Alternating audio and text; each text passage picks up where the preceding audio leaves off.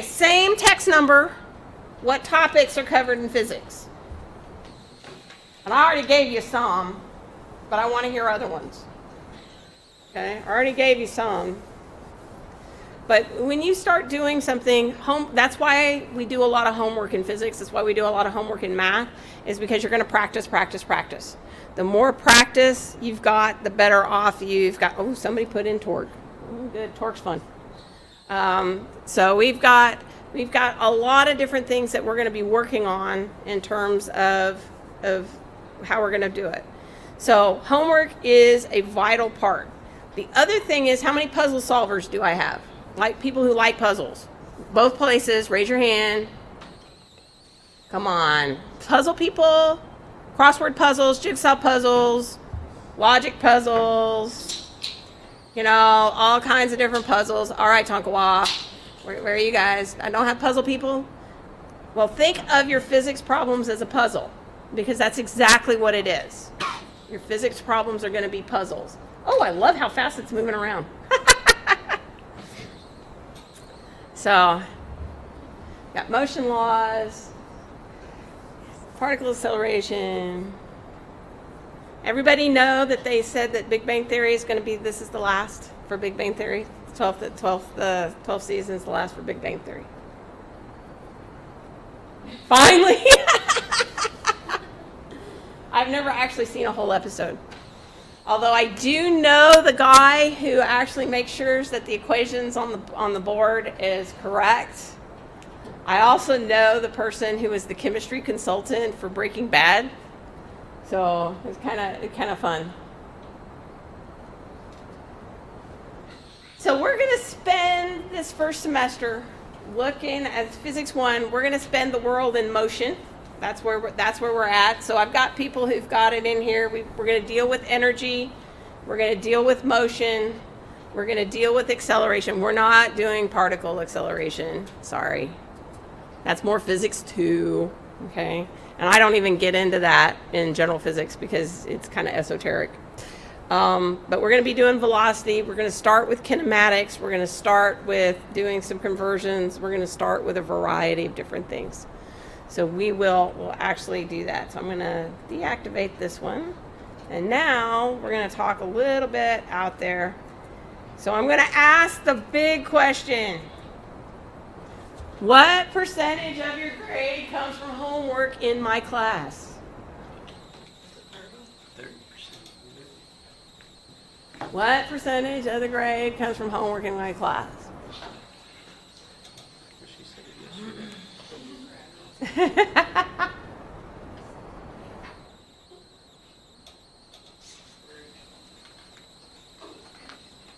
Yeah, it's 30%.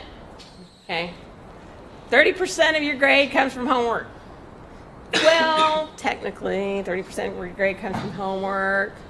But if you include quizzes in that, and almost all of my quizzes will be online in Blackboard or in WebAssign, and that means it's going to be open book, unlimited time.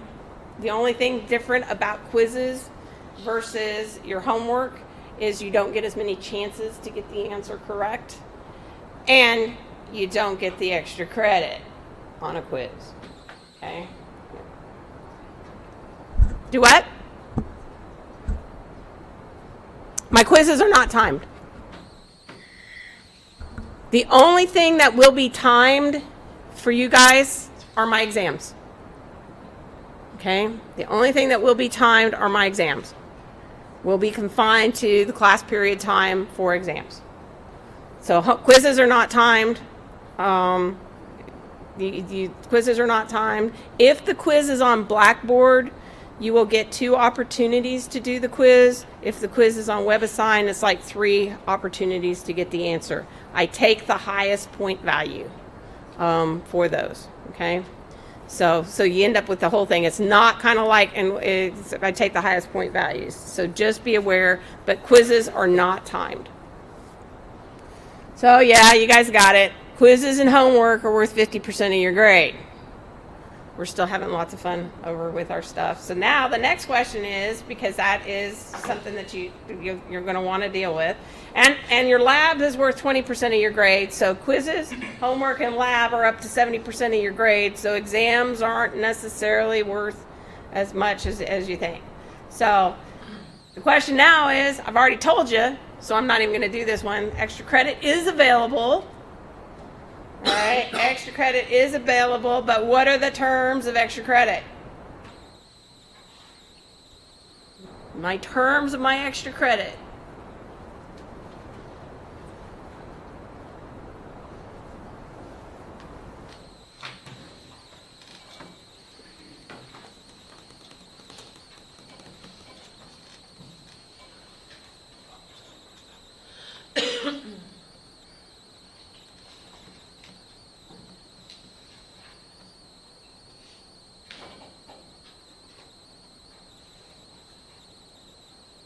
We'll get the technical difficulties were ironed out. The first week's always entertaining.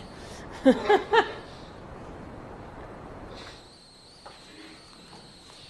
terms of my extra credit are, you get 10%, and it's by question and by part of question. So if if the question has an A, B, and C, and you get part A, but you haven't done B and C, you do have the opportunity to get 10% on part A, provided it's done 48 hours in advance of the deadline. So 10% of it, you get the opportunity to get 10% extra credit, provided it's done 48 hours in advance of the deadline. There's a reason I do 48 hours. The first thing is, how many of you do your math homework the night before it's due? Yeah. How many of you hit a problem that you go, oh crap, I don't know how to do this problem the night before it's due? Yeah, right? And when you're doing it at 11 o'clock at night, how many have access to a tutor? Yeah, you could go to tutor.com, right? You could go to tutor.com, get that. So what are you up? You're up a creek, right? You're up a creek trying to get your homework done. Now, how many of you start working on a problem, like a math problem, wake up the next morning and go, aha, I know how to do it? You haven't had that phenomena yet? Your brain actually continues to work on those problems. They actually, you may not necessarily know how to do it, but you may have a different approach to the problem that you can try, because your brain actually works that way. So the fact that I have you do it 48 hours in advance allows you to do a couple of things. One, allows you a chance to sleep on it. Two, allows you a chance to go ask somebody about it. We do have tutors on both the Tonkawa and Enid campuses. You can email me as well, and we do have tutor.com. So there's a variety of different things. All right. Cengage offered you a free trial of Chegg, right? Okay, I will warn you a couple of things. One, Chegg is a great resource if it's used properly. I have no problem with people using Chegg. I will warn you, however, if you use Chegg to get your homework done and not understand exactly what they have done, it's just like copying the example out of the book. Okay? The other thing is, Chegg has a tendency to leave out vital information. They skip steps. And so even if you got the same type of problem, or they do fun things like use common numbers, and the number actually works a couple of different ways. All right? So you do have some issues there. And I will tell you, on more than one occasion, Chegg has got it wrong. It is not correct. So you will even go through Chegg, you'll get Chegg, Chegg will show you how to do it, Chegg will get you where you want to be, you type in the answer in WebAssign, and WebAssign goes, wrong. And it's not a formatting error. Part of it is the way the questions are asked. And you will see it as we go through, and I will do questions on the board, and I'll even ask a different question than what I have in my notes, and I'll screw myself up. So be careful with Chegg, because Chegg may or may not necessarily help you. Okay? So that's one of the things that you guys will have to kind of watch out for. And I think, where am I? Okay, where am I? Yeah. So hopefully that gets you. So any question about logistics, how to get a hold of me, any of that kind of stuff? Okay, we're ready to rock and roll then. So I'm going to start here. Okay, so those of you who had me in chemistry over summer, there's a couple of you I can see that have had chemistry over summer, or have had me in the past for something else. Do not answer the question, because you guys already know the result. Let's let everybody else answer the question. If I write down 100, what does it mean?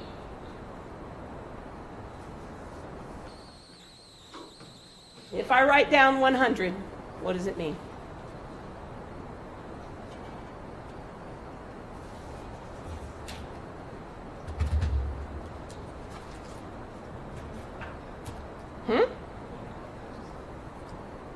Go ahead and type it out.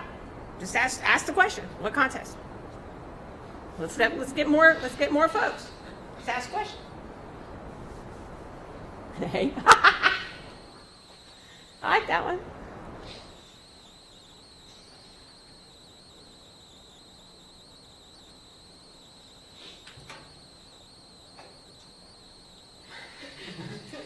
Okay, what is IDEK?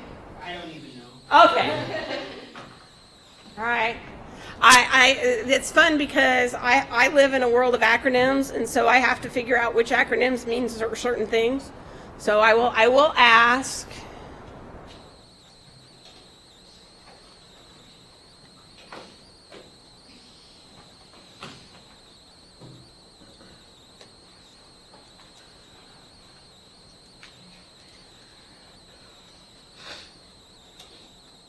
Keep it real. I like it. What about pennies in a dollar?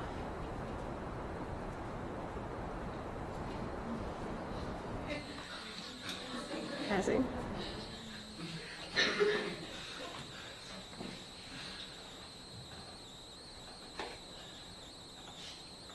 What about centimeters in a meter?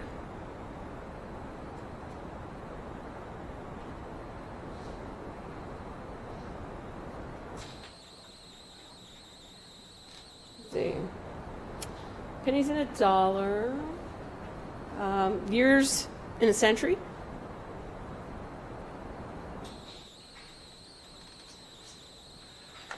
Person who said what context probably got it more right than anybody else. Because if I put the number 100 up there, you don't have a clue other than it's 100, right? It's 100 of something. Could be 100 degrees. Could be 100 centimeters. Could be 100 pennies in a dollar. Could be all the points on a test. It could be that. In physics, I am very, very persnickety about units. If you do not have the units, you don't necessarily have what you need. It could be 100 miles per hour. It could be 100 kilometers per hour. And 100 miles per hour is very different than 100 kilometers per hour. So we get different numbers. Numbers have meaning. And unless I'm counting and actually have things, or I'm not going to use the number 100 without units. Units are going to save your tushy. If you carry your units with your numbers, it's going to save your tushy. Because it's going to save how you set up your problems. It's going to help you figure out, did you manipulate your equations correctly? It's going to make sure you do your conversions correctly. So numbers have units. Numbers totally have units, and we have to work with numbers. The other reason why I use numbers like 100 for this question, or 20, I will also use the number 27. Anybody have any idea what the number 27 would be, context-wise?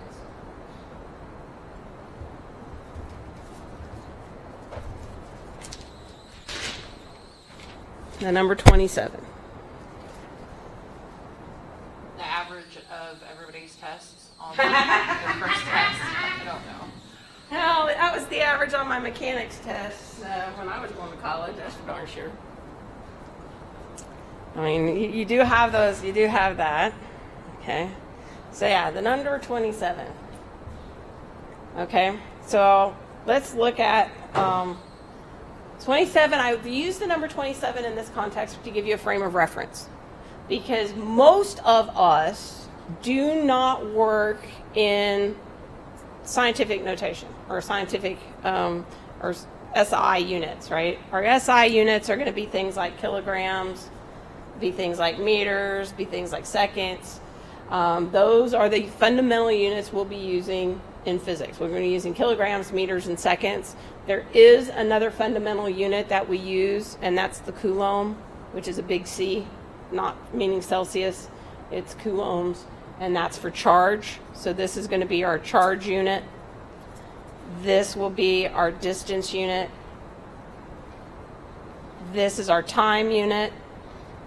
And this is our mass unit. Most of us are, kilograms we're getting a little better at, right? We're getting a little better at kilograms. We're getting a little better at meters, but we don't usually think in things in terms of that being our frame of reference. And all of these are what are called fundamental units. So if I ask you what a fundamental unit is, you're going to say kilograms, meters, and seconds, because most of our other units are actually going to be derived from these units. So we will actually, the reason I use 27, because 27 meters per second, and as I have written that right there, is a speed, okay? Is a speed. It's not necessarily something else. It's a magnitude. But 27 meters. Can't see anymore? Well, right now all I've got on the board is 27 meters per second. It keeps going in and out. Huh? Well, but we should be broadcasting from here to there.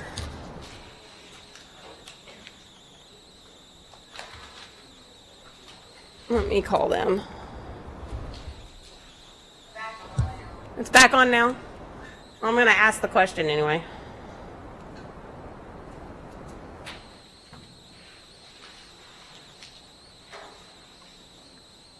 Hey, this is Frankie Woodblack. I'm doing the ITV General Physics. We keep losing my screen to Tonkawa. It kind of comes in and out. Do we have any idea what's going on? Yeah, all of a sudden what'll pop up is the Microsoft, now I've left, you're going to reconnect them? Okay. Okay, cool. All right. We'll see if that works. Thanks. Bye.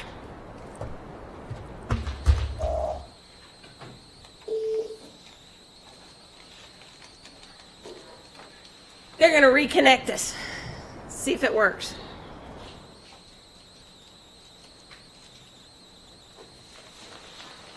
Okay.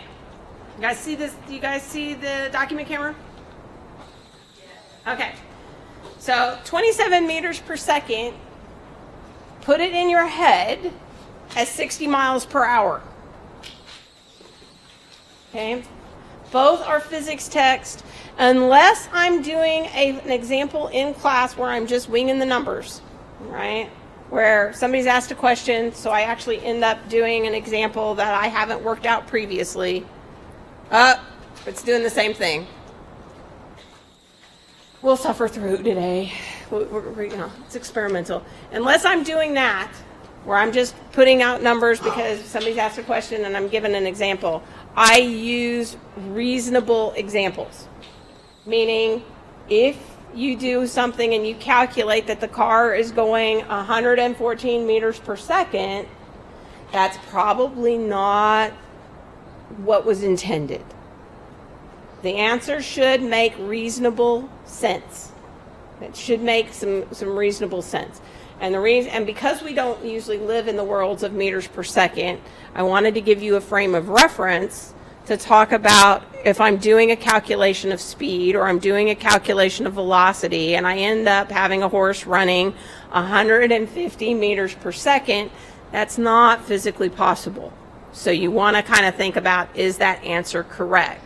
So when you do your homework, you want to look at, are those answers correct? All of us have certain frames of reference. We all know, if I were to ask you to go pick up 1 pound of flour, you guys could probably go and get a scoop and figure out, something fairly close to a pound, because you're very familiar with a pound. You're very familiar with 5 pounds. You're very familiar with 10 pounds, because you've picked up a 10-pound bag of flour before. You've picked up a 5-pound bag of flour. But you haven't necessarily driven a car at 27 meters per second, because that's not your frame of reference. You've driven a car at 60 miles an hour, but you haven't got a frame of reference associated with it. So you want to use reasonable frames of reference. We have a lot of conversion factors that we have in our head. Most of us know that a yard and a meter are about the same distance, right? There's 3 feet to a yard.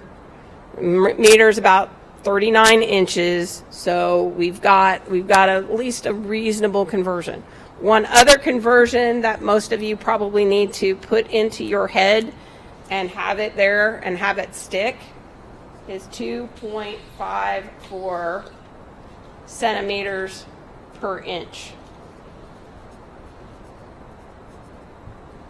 2.54 centimeters per inch. That's an exact number. There are exactly 2.54 centimeters per inch.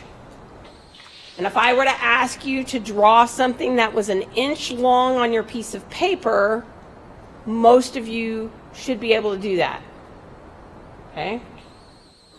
Most of you will have something that's about an inch long in paper. I will also tell you that most of you have a built-in frame of reference for an inch. The adult human body, this distance between this on your first knuckle from here to here is pretty darn close to an inch. There's very little variability in that particular bone on the human body. Some of you will be a little bigger than an inch. But for most people, that's pretty darn close. That's why the old standard of a yard was from the nose to the tip of the king's finger out here. It was pretty much a pretty good standard, because although we all know that there are people out there that have huge ringspans, particularly basketball players, that's not always the case, but for most of us, this is an inch. Okay, that's an inch. And so you do have those frames of reference. Now, am I going to make you memorize conversion factors? You will memorize several of them just out of use, but no, I don't necessarily make you remember conversion factors. That's what the in papers of the book are for, right? That's what the in papers of the book are for. So you've got a lot of conversion factors, and there are a ton of conversion apps out there, but make sure you verify them, because some of the conversion apps aren't necessarily 100% correct. So you want to make sure you look at that. So we're going to be dealing with matter. Matter is stuff, okay? Physics is dealing with how matter moves, how matter behaves, how matter goes into things. We're going to be dealing with matter. I've already told you about fundamental units. Kilogram is our fundamental unit.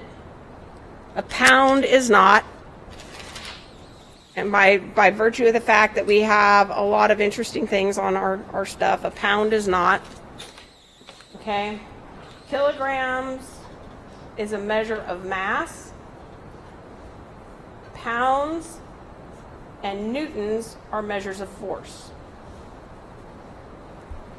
Now, we do people a distinct disservice in that we tell you that somebody weighs 150 kilograms. We got sloppy. All right? We got totally sloppy.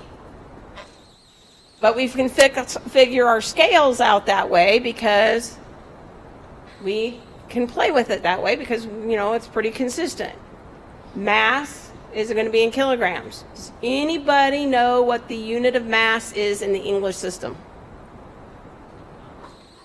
Pounds is a force. Unit of mass. Pounds are a force.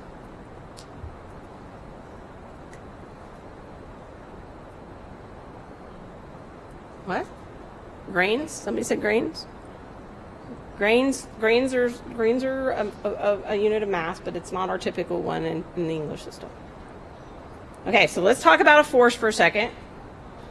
Okay, because our first chapter talks about unit analysis and it does different things. So good old force.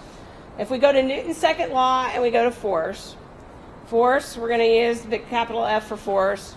It's mass times acceleration. Acceleration has strange units. Acceleration has meters per second squared, and we'll show you how to get there next week. But acceleration has meters per second squared, and my mass is in kilograms. Kilograms times meters per second squared, when we end up writing it out, that we define as a Newton. And that is, we use the N for the Newton. Okay? Kilograms, meters per second squared is N for Newton.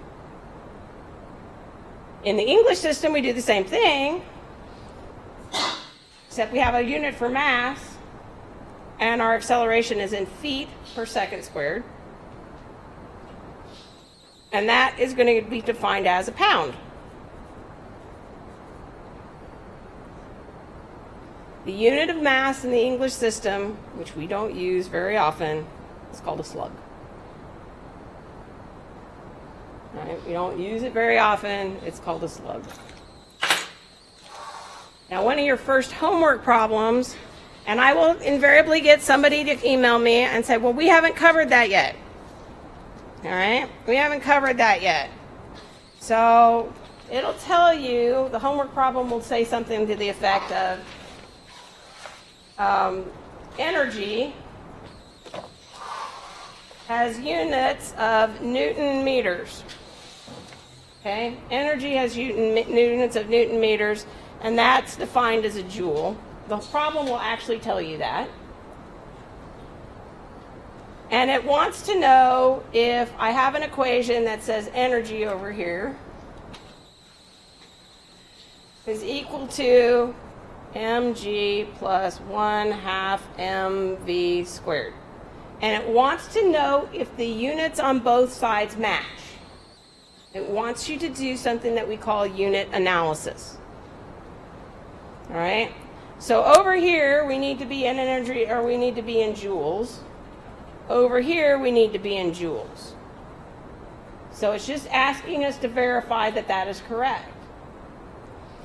I've just showed you that joules are Newton meters. So there's my Newton meters.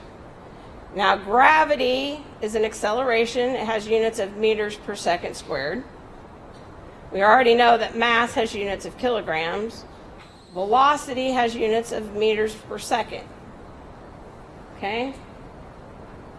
So I've already said that a Newton is a kilogram meter per second squared, and times meters. And we want to know if this is going to be the same units over here. So over here I'm going to end up with kilograms, meters squared, seconds squared. When I show my fundamental units, okay, this is my fundamental units, this is a derived unit, and that's a derived unit. So there's my fundamental units on this side. So let's go over here. So over here I've got kilograms, meters per second squared. Over here I have 1/2, I'm carrying the 1/2 just for consistency, and I have kilograms, and I have meters per second, and all of that squared. So I have kilograms, meters per second squared, plus kilograms, meters squared, seconds squared. I can't perform that operation. I don't have the same things. I've got apples over here, I've got oranges over here. They aren't in the same units. So that is not going to work, because I can't add those two things together. I don't have meters squared. I don't have meters squared. Since I don't have meters squared, I can't do the addition, I can't complete the problem, and in this case, the units aren't equivalent. That's going to tell you you've either used the wrong equation, you wrote down the wrong equation, you left something out of the equation, and or you manipulated the equation improperly. So by doing unit analysis, you're going to be able to tell, are you on the right track for your problem? You still may miss it, but at least you're on the right track. In order to get this correct, it turns out that is a force. And if I put in height here, I now have an energy because now I can get meters per second squared, and then I do have an equivalent statement. So that's really going to help you out when you do unit analysis. Unit analysis helps you out in doing conversions, all right? You know, this is, all of you have had Chem 1? Everybody had Chem 1? Raise your hand if you've had Chem 1. Well, taking is good. Raise your hand over and talk. Okay. Chemistry is what, you know, it's the land of conversions. I mean, that's essentially what you do. How many times do you convert mass to moles, moles to mass? Milliliters to liters, liters, you know, we do conversions every day. We're going to do a lot of conversions here as well, and so we talk about conversions. And when you do your conversion factors, you want to keep your units straight because your units are really important. So if I did this the other day, I've got 2.6 kilograms. Even though kilograms are not a force, this is what we use, and this is what we do everybody a disservice. We say something weighs 2.6 kilograms, and we want to know how many pounds that is, even though we know that this isn't really correct, right? But my scale, it doesn't matter because my scale is going to be multiplying by gravity all the time anyway, and that's how we can do the scale that way. But if I want to do the conversion from kilograms to pounds, I do my 2.6 kilograms.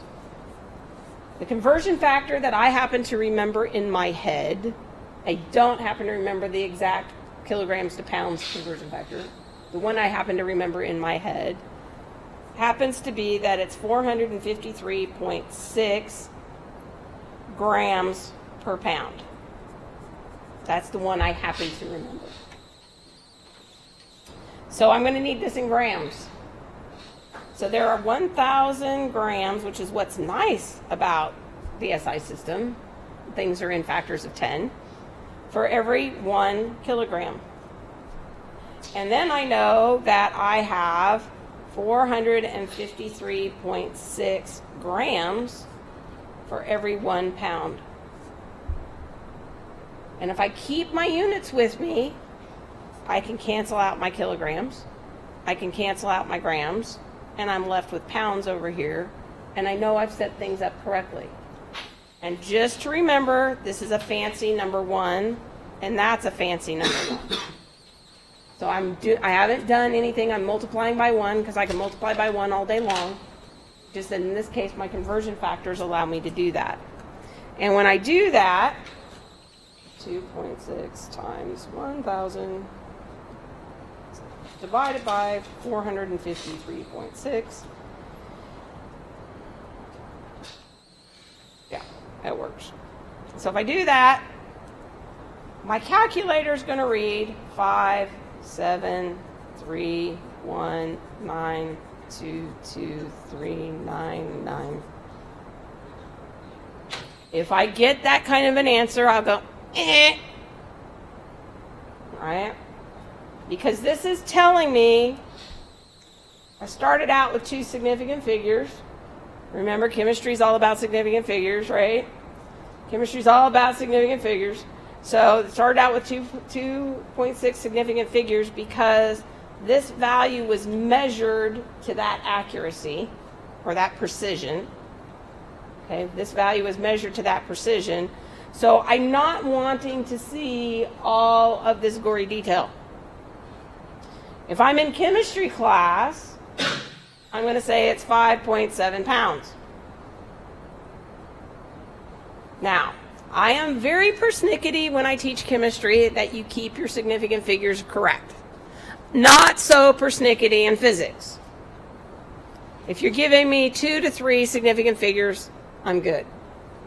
So I'm not worried so much about how to carry through those significant figures. Not quite so worried about how that goes. So you want to be sure. Now, WebAssign, we will be doing some problems on WebAssign where carrying out the significant figures is very, very important. And so when WebAssign says you want to put your answer to 3 to 5 significant figures, there's a reason in what we're trying to show you. It's real important that you do that. So you want to kind of watch that on WebAssign.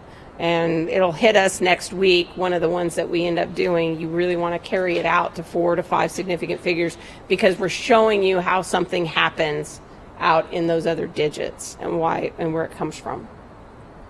So, but this one, you'd end up making sure that you've got it there. And speaking of WebAssign, if you've got a number that you're pretty sure is correct and you're trying to figure out why WebAssign isn't taking it, you can take a screenshot and send it to me, and I can help you look and see if it's a formatting problem, because sometimes it is a formatting problem in WebAssign, and I can help you out with it. So that's one thing. The other one is in WebAssign, when you do problems that do not require a numeric answer, like the unit analysis problem, where it might say we've got, you know, you've worked a problem and you want to write out the units for a particular value or a particular thing, and you've put in ml squared. Let's do it. We'll do m squared kilograms per degree C or some weird number, right? How you type that in WebAssign sometimes is very, very critical. So if you've got something like that, you may want to take a screenshot and email it to me, and I can help you to say what the problem is from a formatting error in WebAssign.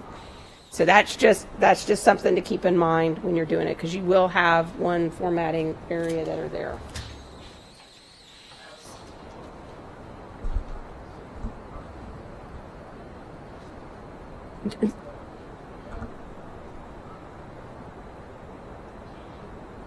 Oh, Cartesian coordinates?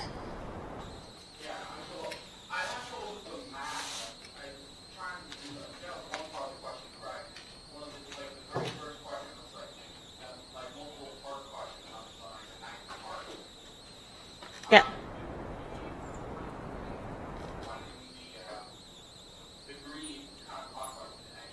Okay, we'll get there and we'll cover that in just a little bit. Okay? What I'm going to do here in just a second may really, really help you. Okay? So hang on to that question.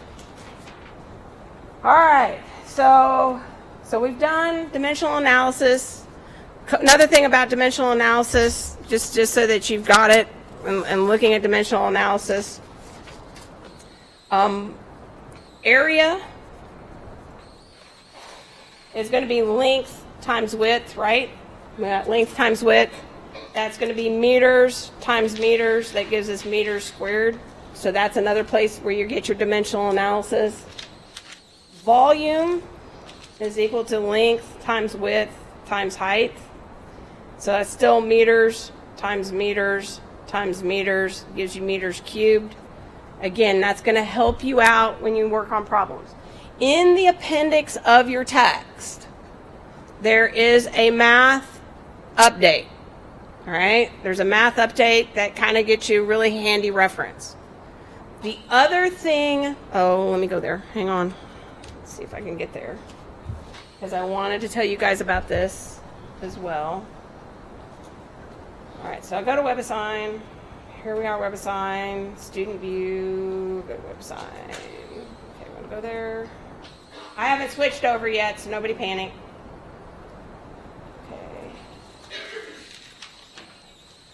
All right, I'm in my class view, and I want to go to student view. There, open student view.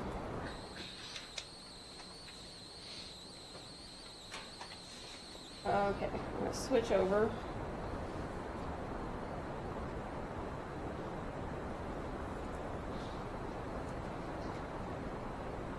Okay, here's your student view in WebAssign.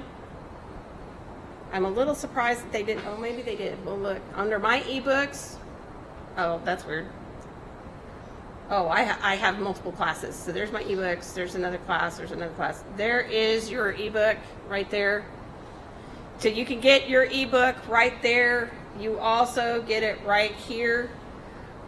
If you go to Google, and I think I have that link. I may not have 100% attached it. I will attach it. I will write myself a note. I'm going to do that right now. Somebody did ask the question that when they opened up week 1 that there was nothing there. That's because there's nothing there. So you weren't, things were working just fine. They weren't, it was that there is nothing there. I want to do the link to the OpenStax. What, the link, yeah, the link to OpenStax is there, but I'm going to also put it in under course materials for you. I want to make sure that you guys, so some, and this is, I have linked our WebAssign to the OpenStax book as well, and you've got it there. OpenStax is totally, it's a totally free textbooks. There's a lot of textbooks out there, so you may want to be able to utilize it for other things. There's your college physics text, and certain things in the OpenStax are explained in just enough different way that it may make more sense to you. So if you're having trouble with a concept in our textbook, you may want to go to the OpenStax textbook. That is really, it's really another way of looking at it. They have different examples, and there are certain examples that I really like out of the OpenStax that are much better than our current examples. So you do have access to the OpenStax book, and it's there. So that will also help you out with some of the math. And also, if it's been a long time ago in a land far, far away, for some of you who've done college algebra, you can access the OpenStax college algebra text so that you can go in there and utilize it if you're having trouble with something in particular. So those are some resources for you that you can utilize. All right, so let's go back to the document now. Now, the prerequisite for general physics is algebra, right? Good old college algebra. But we end up using trigonometry a lot. So if you've had Trig, you're in an advantage. If you haven't had Trig, I'm going to teach you Trig in 20, and let's see what time I got. 20 minutes or less. Okay? Because this is the majority of the Trig that you are going to need. Okay? And this will help you get from Cartesian to polar coordinates. All right? This will help you get from Cartesian to polar coordinates. So, we all remember, because we've done it since we were little kids, we draw a little thing right there. This is what we usually use as the x-axis. This is what we usually use as the y-axis. And that we call Cartesian coordinates. The right angle coordinate system, it works pretty well. And I have it marked off here, so this is like 2, and this will be like 2. And if I put a point over here, I can write this as 2, 2. And that tells me my x value, and it tells me my y value. Right? We've been doing that for a while. Okay? But then we talk about polar coordinate systems, all right? Polar coordinate systems, I still have my lovely little reference point, and I have an arrow out here, and that arrow has a length r, and I'm at an angle like that. And my polar coordinate system says this is an r theta, and I can have r be 2 and my theta be like 30 degrees. Okay? And we can write our coordinate system that way. So this is good old Cartesian, if I can spell it right. And this is good old polar. Okay. All right, so now comes the trig part. Okay? So here comes the trig part. So if I have my Cartesian coordinate system, there's my little arrow, right? Except now it's not r, we're going to call it something else. We're going to call it the hypotenuse. because what I can do, I'm going to do this, I'm going to use a different color.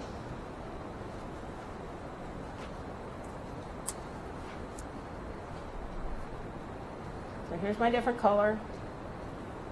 All right, and there's my different color.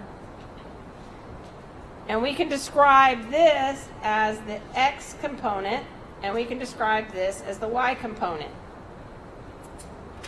Okay? X and Y. And I have an angle theta in here. All right, have an angle theta. So we have that lovely. Okay, everybody with me? Turns out that I have a mathematical representation for what this angle is. Okay, well, first thing we know that x squared plus y squared is going to equal my hypotenuse squared. Good old Pythagorean theorem, right? Good old Pythagorean theorem. So we've got that part. But now, this is equal to r, so I've got an r, x, and a y. Well, it turns out that I could do a ratio here, and that's the sine of my angle, whatever this angle is going to equal y divided by r. Now that's if I have a pretty picture that looks like that. The hypotenuse. It's the length of that line. Okay? It's the length of that line. Okay? Turns out that I have a ratio here that does this. The cosine of the angle is just going to be x over r. And it turns out that I have, and I can actually show this, that sine squared theta plus cosine squared theta is equal to 1. These are just ratios. Okay? Sine of the angle, cosine of the angle is just ratio. So if I know x, if I know y, and I know r, I can figure out the angle by looking up doing this. I can take that the angle is equal to what we call the arc sine of y over r. And so if I know those angles, I can do it. Turns out that I have another ratio. It's called the tangent. The tangent of the angle is y over x. So if I know x and y, or y and x, if I know that, I can figure out the angle, because the angle is going to equal the arc tangent of y over x.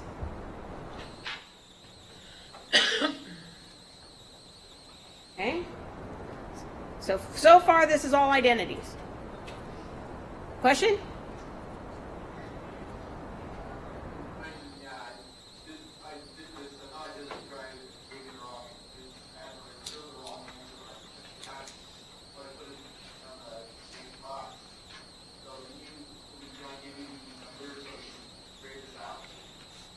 Well, I'm not quite understanding where you're at. I'll be in my office this afternoon if you want to stop by.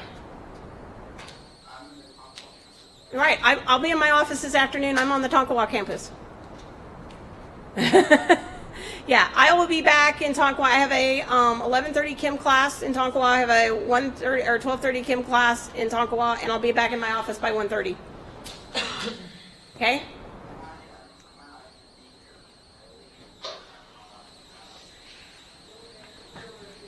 Yeah, I'm on the campus on Monday. My office is actually on Tonkawa campus. So just come by and holler. We'll get you there. We'll get you straight. Okay. So keeping with this theme, so far this is all identities. Let me give you the other crash course.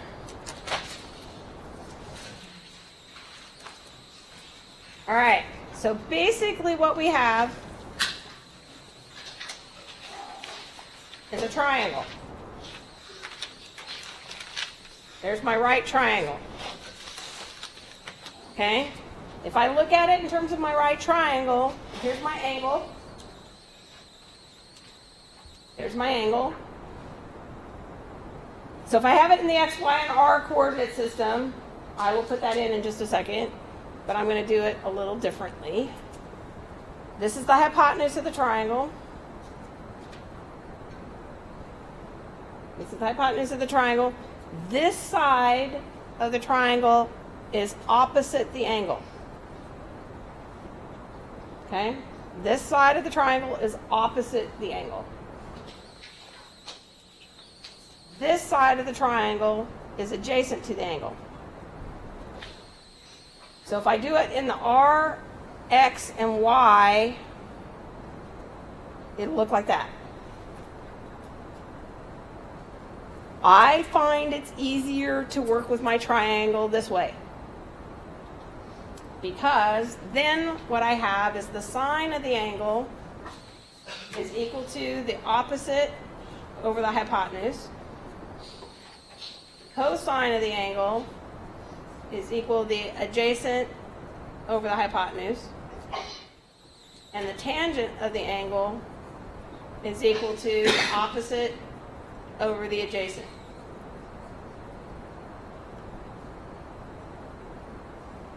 The reason I like to do this is because we're going to be working with inclined planes. We're going to be working with a variety of things. And now if my triangle is situated like that,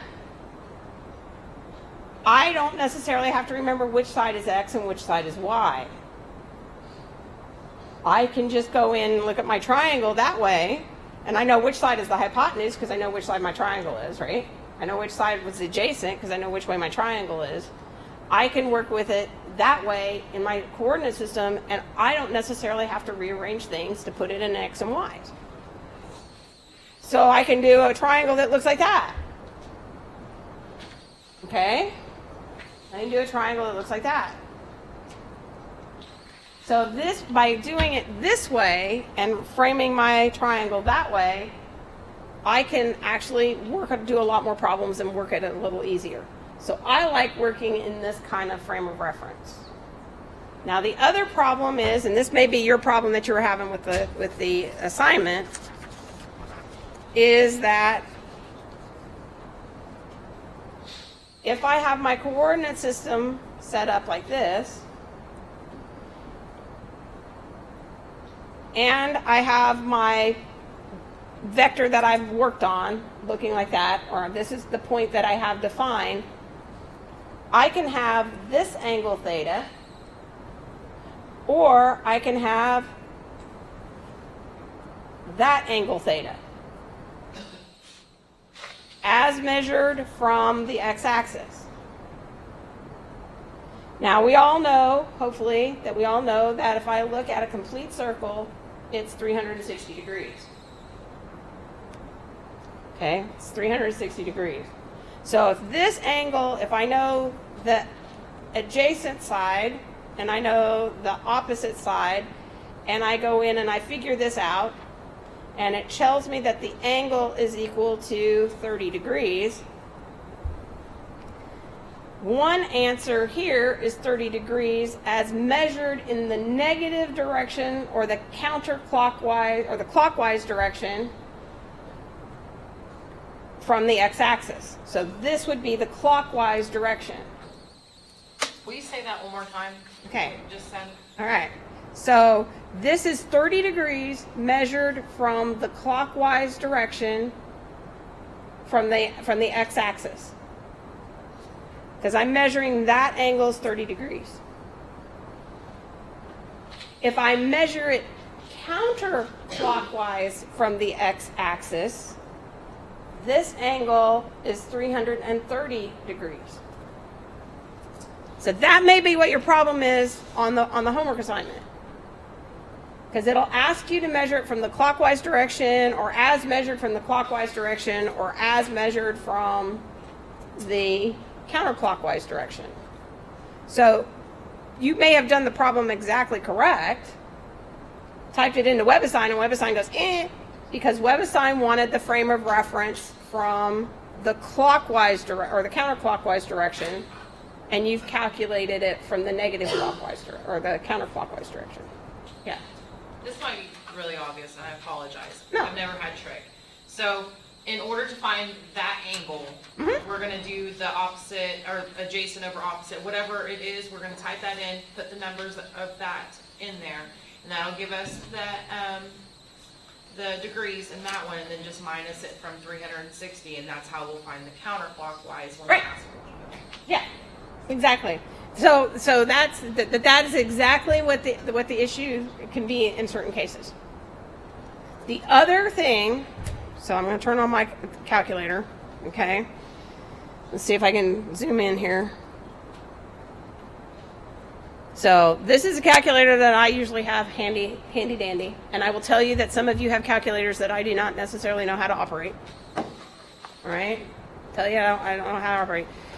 The other thing that you may do is this, because you haven't dealt with your calculator before, you may be, so I'm going to go in here, I have 3 different ways to handle my angles. I have degrees, radians, and gradients. And we will use radians later on, but I also have degrees. If you do your calculation of your opposite and adjacent in the wrong coordinate system, you're going to get a weird answer. So if your calculator may not necessarily be out there. So let's do something real quick. Let's do something really, really quick. So I've got, so here is my component, and we're going to say that this component is a 3, 4. All right. May not be to scale. This is my X component. This is my Y component. Oh, sure. Sorry. There we go. There's my X component. There's my Y component. You can also look at this if you're a math geek. This is the projection onto the X-axis, and this is the projection onto the Y-axis. Okay. So we want to know what R is. We want to know what R is. We want to know the length of that particular line. And we want to know the angle. Okay? So we can figure that out. So x squared plus y squared is equal to r squared.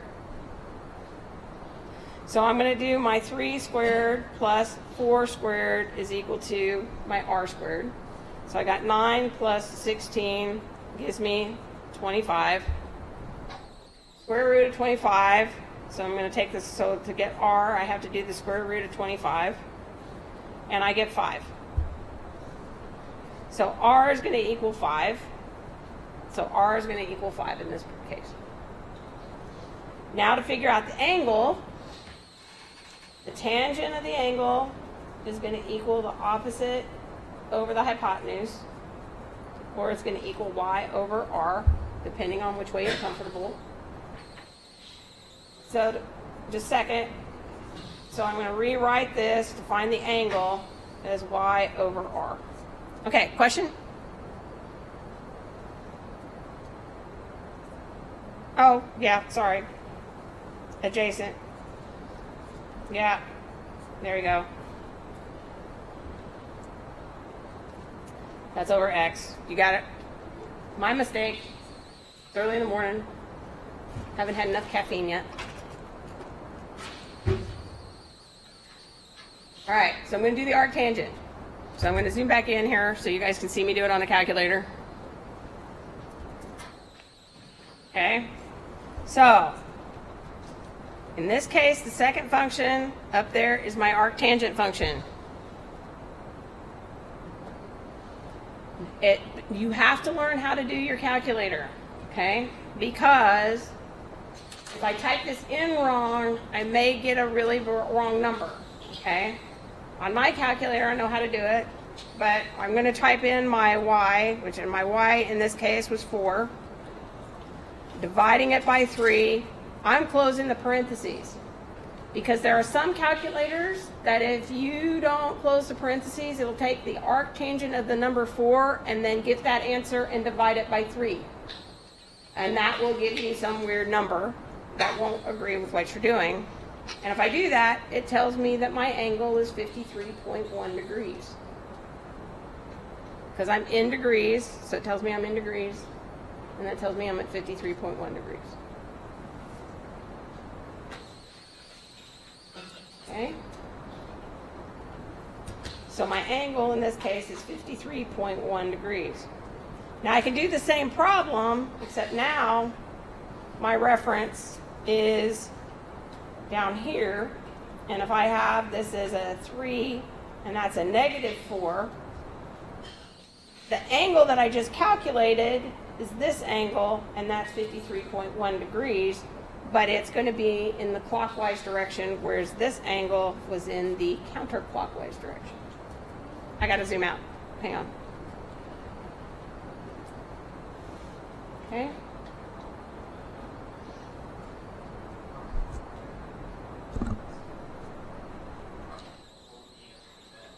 Okay, say that question again. Something about counterclockwise?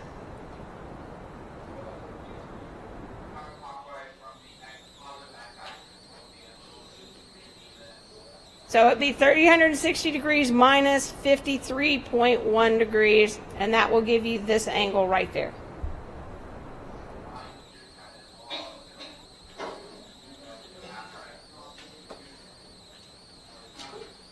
Yeah, so that's where we end up with. Okay, so